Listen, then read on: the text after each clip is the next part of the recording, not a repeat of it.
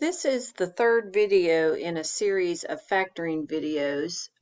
If you have not already watched factoring by taking out a GCF or factoring by grouping, you should stop this video and go watch those first. Those are the first two things that you always want to look for when factoring a problem. So this particular factoring type of problem is called differences of squares. When you see the word difference, you know that means there must be a subtraction sign. So these all have subtraction signs. And the terms need to be perfect squares. So a perfect square is something that can be square rooted, like a 1, a 4, a 9. All of these numbers can be square rooted. So square root of 1 is 1, square root of 4 is 2, square root of 9 is 3, and so forth. So you want to see if the terms are perfect squares. If they aren't, you might need to take out a GCF. So the way you start these problems is create two parentheses. So I know the square root of x squared is an x. So I need an x and an x in the front of each parenthesis. When you learned how to FOIL or use the box method, you know that the first two terms in the parentheses need to be multiplied to work backwards to get this x squared.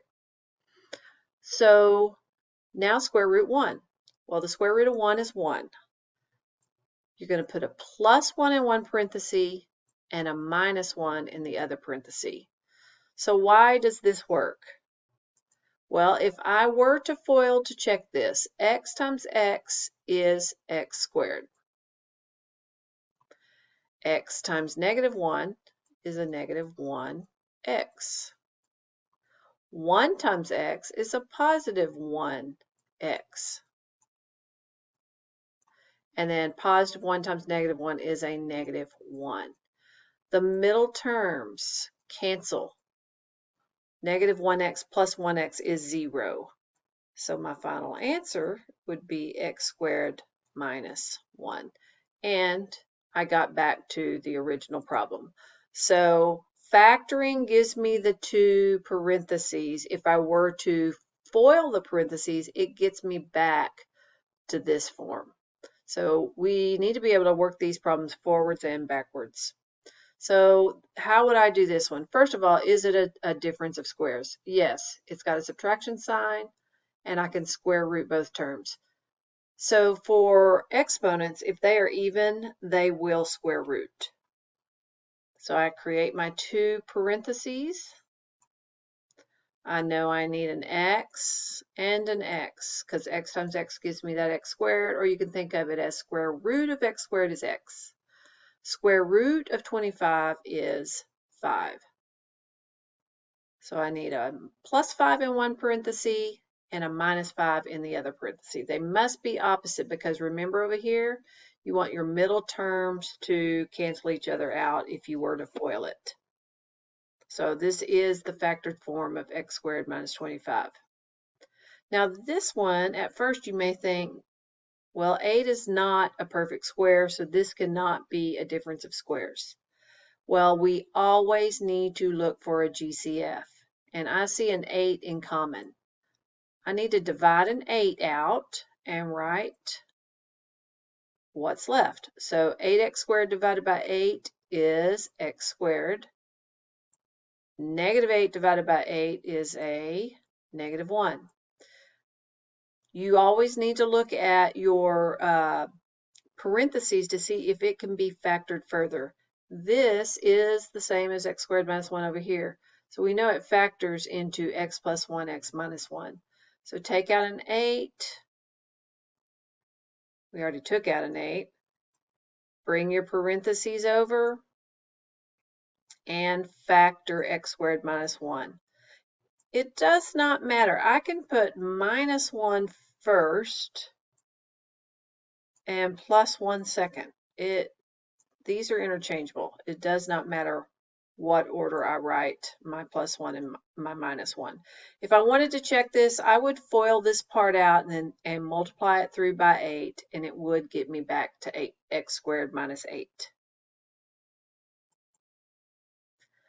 So on this problem, again, it looks like it's not a difference of squares. I don't see a minus here. 2 is not a perfect square, neither is 8. But you always need to look for a GCF.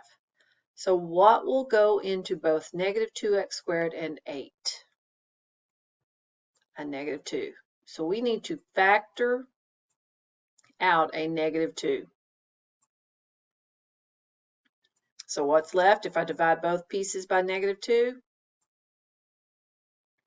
X squared, not plus 4, but minus 4, because I am taking out a negative.